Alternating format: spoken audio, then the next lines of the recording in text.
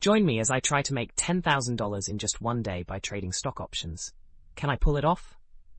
Trading options holds amazing profit potential. With the right strategies, big gains can happen fast. Today, we aim for that $10,000 target in 24 hours. Many think trading is an easy path to riches, but that's a myth. Most who seek quick profits often lose money due to poor strategies.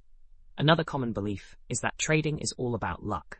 In truth, successful trading hinges on informed choices based on data and analysis, along with the discipline to stick to your plan. Emotions can trap traders. Fear and greed can lead to bad decisions.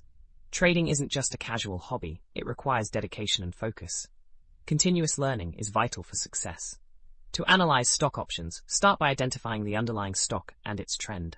Seek stocks with strong momentum and check the available options. Assess the stock's volatility to see if options may expire profitably. Decide if you're looking for short-term or long-term gains. Once you've selected your options, trade while adhering to your strategy. Avoid impulsive emotional decisions.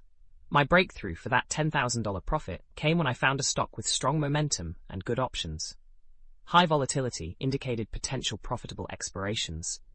I balanced my risks with a mix of call and put options. As the day went on, my profits increased.